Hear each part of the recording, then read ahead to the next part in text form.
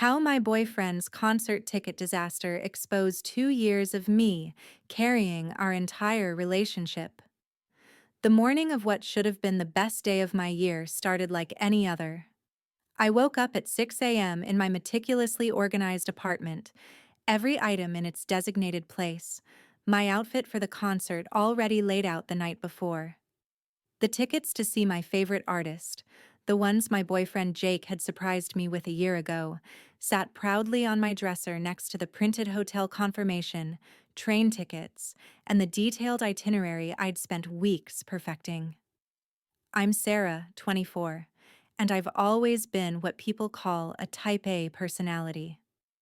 My friends joke that I probably scheduled my own birth, arriving precisely on my due date with a color-coded timeline for my first year of life. They're not entirely wrong. Organization isn't just a preference for me, it's a necessity. It's how I manage my demanding job as a project manager at a tech startup, maintain friendships across 3 different cities, and somehow keep a long-distance relationship alive for 2 years. Jake, my 27-year-old boyfriend, is my complete opposite. Where I see chaos that needs ordering, he sees character. Where I plan every detail down to the minute, he prefers to go with the flow. His apartment, 200 miles away from mine, looks like a comfortable explosion of hoodies, half-read books, and coffee mugs that have achieved sentience. When we first started dating, I found his laid-back attitude refreshing, even charming. It balanced out my intensity, or so I told myself. The concert tickets had been the one thing Jake had taken charge of in our entire relationship. When he'd given them to me last year for my birthday, I'd actually cried. Not just because Taylor Swift tickets are harder to get than an audience with the Pope, but because it meant he'd actually planned something. He'd set an alarm for when tickets went on sale, battled through the Ticketmaster queue, and secured 2 seats without my help or reminder. "I know how much she means to you," he'd said, wrapping his arms around me as I clutched the printed confirmation email. "And I wanted to do something special for you. For once. Something you didn't have to plan. For once." Even then, he'd acknowledged it. But I'd been too happy to care. The year that followed was a blur of anticipation. I built our entire summer around that concert date, July 15th. I'd requested time off work 6 months in advance. I'd booked the perfect hotel within walking distance of the venue. I'd researched restaurants, planned our outfits. Yes, I planned his too. And yes, he'd agreed to wear it. And even created a playlist for the drive there. Every time work stressed me out. Every time Jake forgot to call when he said he would. Every time I felt exhausted from being the only one who seemed to care about keeping our relationship organized, I'd think about July 15th. It became my beacon, my reward for all the emotional labor I poured into us. The drive to pick up Jake that morning was perfect. Sun shining, playlist going, iced coffee in the cup holder. I'd even treated myself to a professional blowout the day before. When I pulled up to Jake's apartment, he was actually ready on time. A minor miracle. He loaded his overnight bag into my car with an excited grin. "Ready for the best night of your life?" he asked, kissing me hello. "I've been ready for 365 days. I laughed, the excitement bubbling over. The 3-hour drive flew by. We sang along to Taylor's entire discography, stopped at our favorite roadside diner, took selfies at a scenic overlook. Jake seemed genuinely engaged, putting his phone away and giving me his full attention. It felt like the early days of our relationship when everything was effortless and exciting.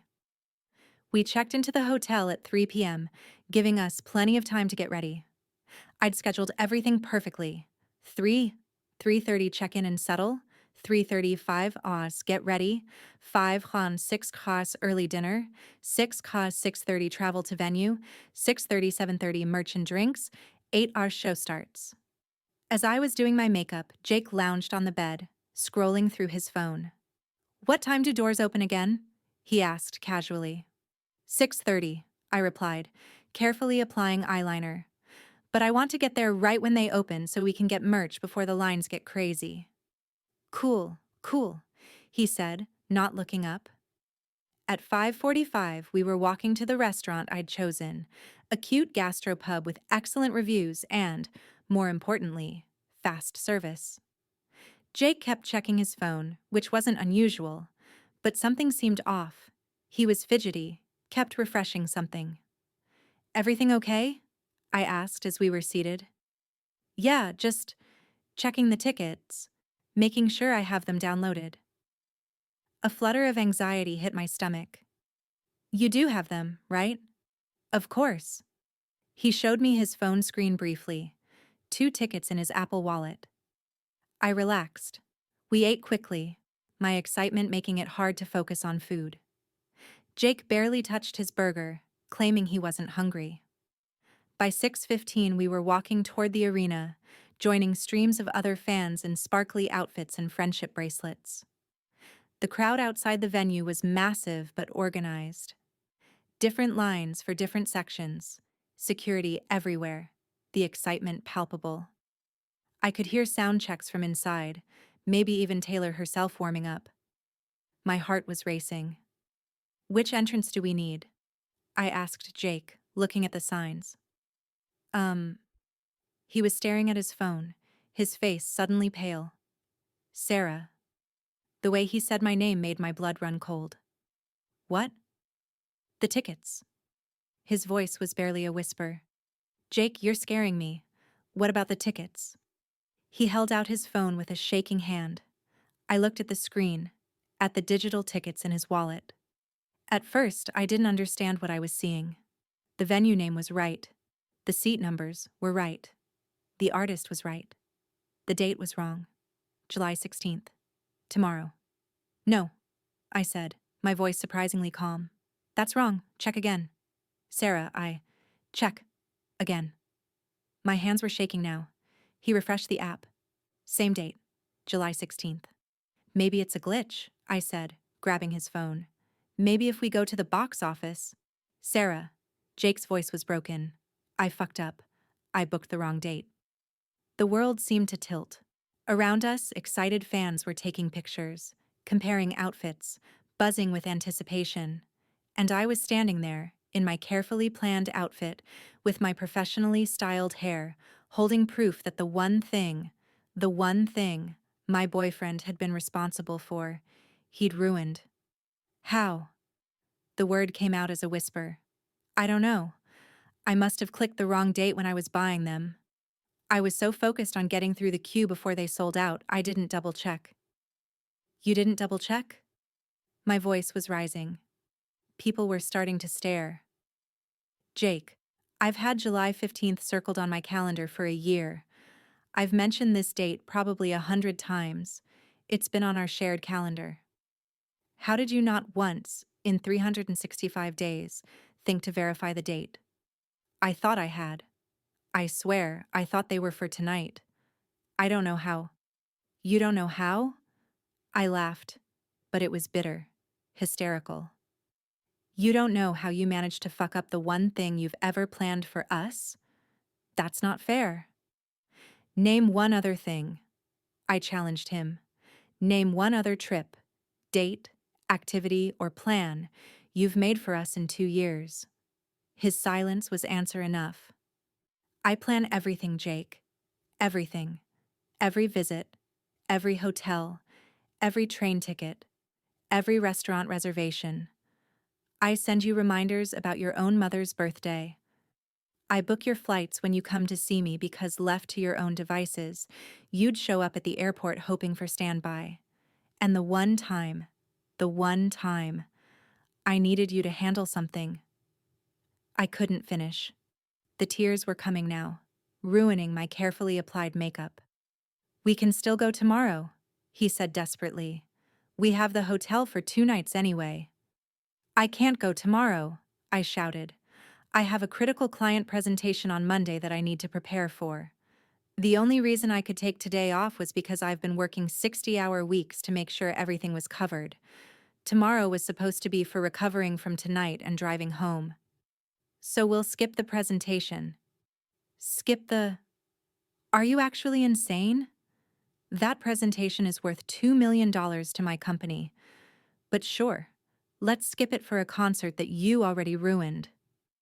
Jake reached for my hand, but I pulled away. Sarah, please. It was an honest mistake. Anyone could have.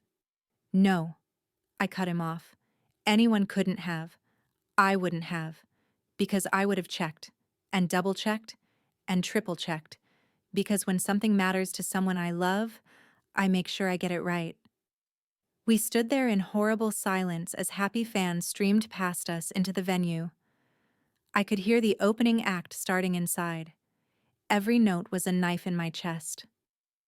What do you want to do? Jake asked finally. I want to go home. Now? But we have the hotel. I don't care about the hotel. I was exhausted suddenly, bone-deep tired in a way that had nothing to do with the 3-hour drive. I just want to go home. The walk back to the hotel was silent. The packing was silent. The checkout was silent.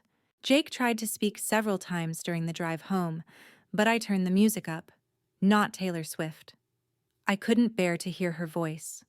When I finally dropped Jake at his apartment at midnight, he turned to me with red eyes. Sarah, please. Can we talk about this? I need space, I said, staring straight ahead. I need to think. For how long? I don't know. Are you breaking up with me? I don't know. And I didn't.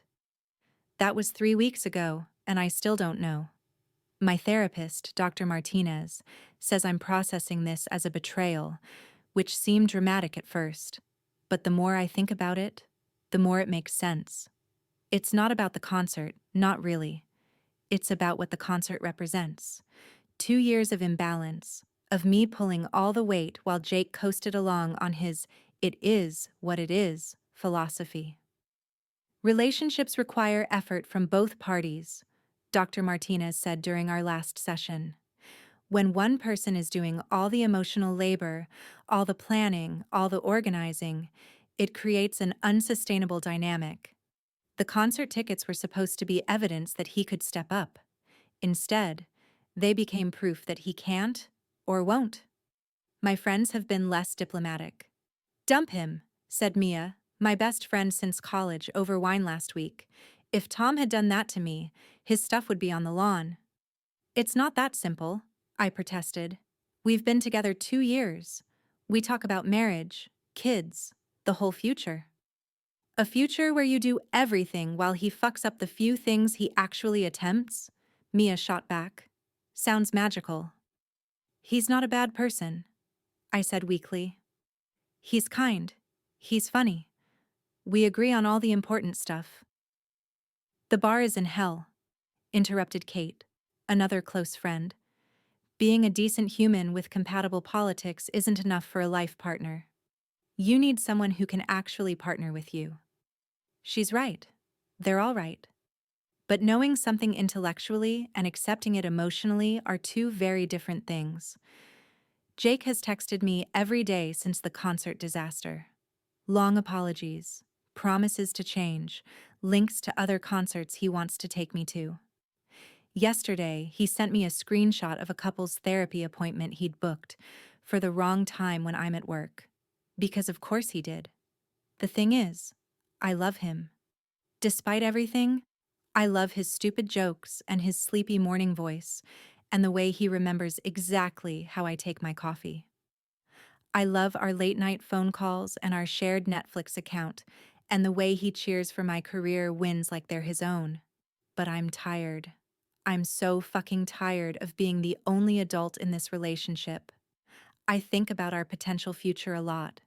The wedding I'd inevitably plan alone while he, maybe, if I'm lucky, shows up to the cake tasting.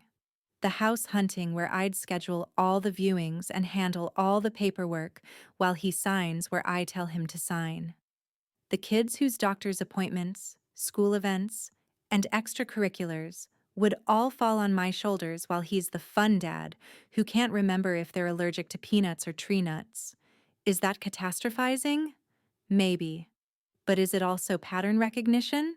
Absolutely. Dr. Martinez asked me last session what I would tell my best friend if she were in my situation. The answer came immediately. I'd tell her she deserves someone who puts in as much effort as she does, someone who values her enough to get the important things right. And don't you deserve that too? She asked gently.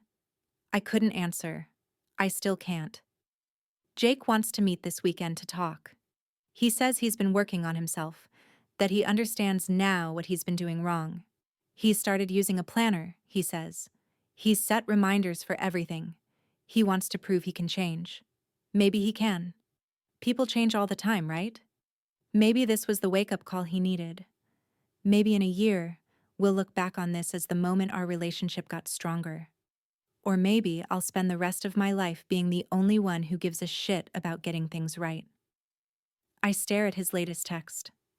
I know I ruined something precious to you.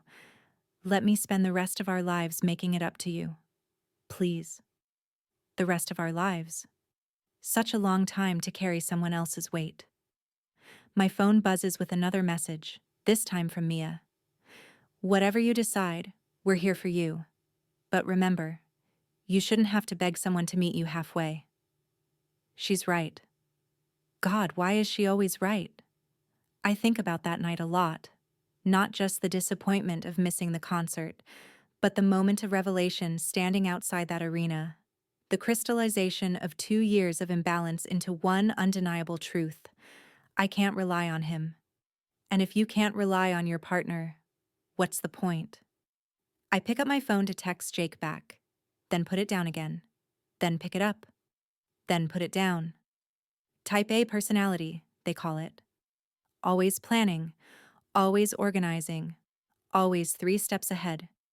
But for once in my life, I have no idea what comes next. No spreadsheet for heartbreak. No timeline for healing.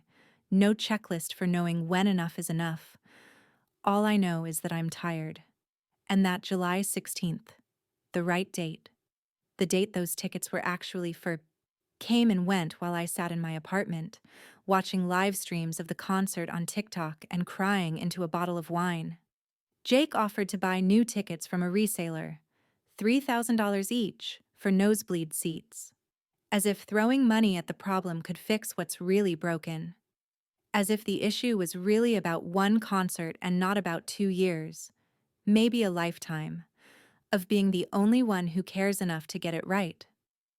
My laptop sits open on my coffee table, the couple's therapy appointment Jake booked still pulled up in my browser. I was right. He scheduled it during my weekly team meeting. I could reschedule the meeting, I suppose. Rearrange my entire Wednesday afternoon to accommodate his attempted effort, like I always do, like I always have. Or I could finally stop. I close the laptop and pick up my phone. This time, I don't put it down.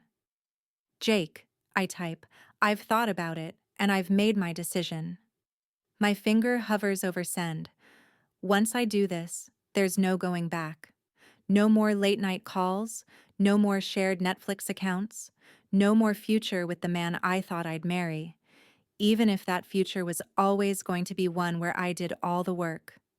But maybe that's exactly why I need to send it. I think about the concert tickets sitting in Jake's digital wallet. July 16th, 2024. The wrong date that revealed everything that was wrong with us.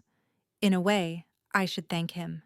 Not for the tickets, obviously, but for finally showing me, in terms I couldn't ignore or rationalize away, exactly what our relationship was.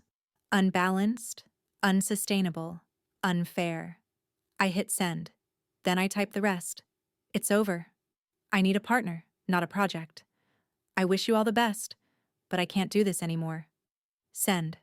The typing bubbles appear immediately, disappear, appear again. My phone starts ringing. Jake's contact photo filling the screen. I decline the call. Another text. Please don't do this. Let me fix this. But that's the thing about being the one who fixes everything. Eventually, you realize that some things aren't yours to fix.